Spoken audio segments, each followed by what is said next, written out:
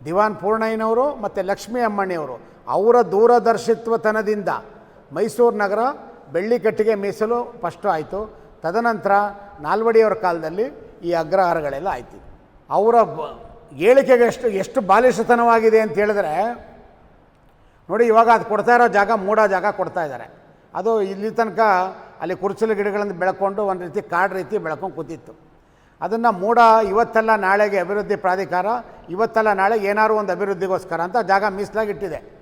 ನಾಳೆ ಒಂದು ಕ್ರೀಡಾಂಗಣ ಬರಬೇಕು ಅಂತ ಅಂದ್ಕೊಳ್ಳಿ, ಅವಾಗ ಏನು ಮಾಡೋಕ್ಕಾಗುತ್ತೆ? ಮರಗಳ ಮೇಲೆ ಕ್ರೀಡಾಂಗಣ ಮಾಡೋಕ್ಕಾಗತ್ತಾ?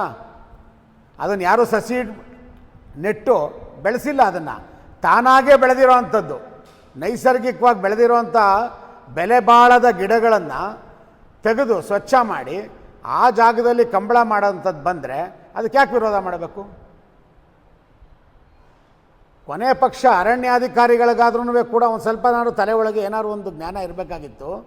ಇವ್ರು ಕೊಟ್ಟಿನ ದೂರಿನ ಅನ್ವಯ ಆ ಕಾಡು ಮರಗಳನ್ನು ಅಥವಾ ಕುರ್ಚಲು ಗಿಡಗಳನ್ನ ಕಳೆದ್ರು ಅಂತೇಳಿ ಅವ್ರ ಮೇಲೆ FIR ಹಾಕ್ತಾರೆ.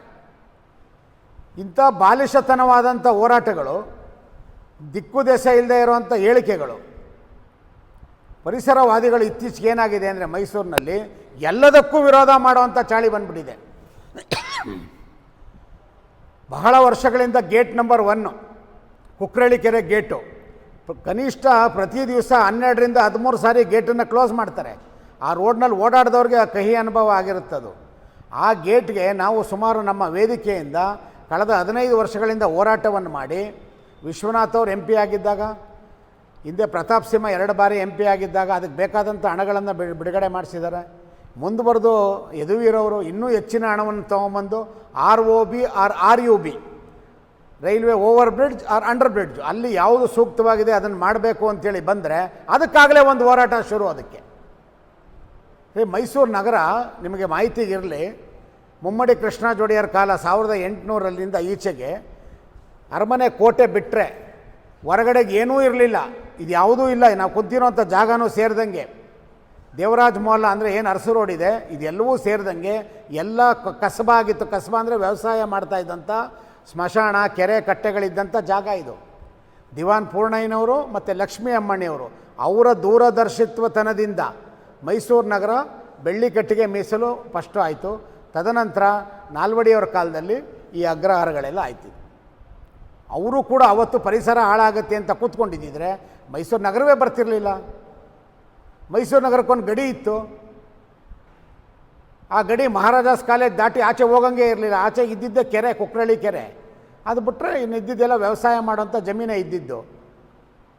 ಅವತ್ತಿನ ಟ್ರಸ್ಟ್ ಬೋರ್ಡು ಸರಸ್ವತಿಪುರಂ ಮಾಡ್ತು.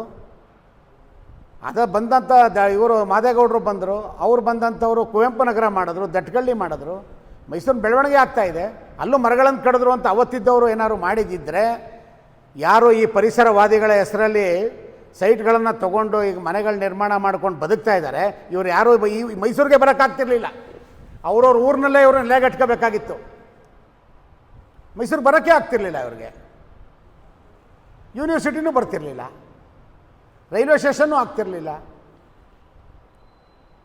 ಇನ್ಫೋಸಿಸ್ ಅಂತ ದೊಡ್ಡ ಕಂಪ್ನಿ ಬರೋಕ್ಕಾಗ್ತಾನೆ ಇರಲಿಲ್ಲ ಅದು. ಸೊ ಅದರಿಂದ ಇವೆಲ್ಲವೂ ಕೂಡ ಅಭಿವೃದ್ಧಿಗೆ ಒಂದೊಂದು ಮೂಲ ಇದು. ಇಂಥ ಅಭಿವೃದ್ಧಿಗೆ ಕಾರ್ಯಕ್ರಮವಾದಂಥ ಪೂರಕವಾದಂಥ ಕಾರ್ಯಕ್ರಮಗಳನ್ನು ವಿರೋಧ ಮಾಡುವಂಥದ್ದು ಮೈಸೂರಿಗೆ ಮಾಡುವಂಥ ದ್ರೋಹ.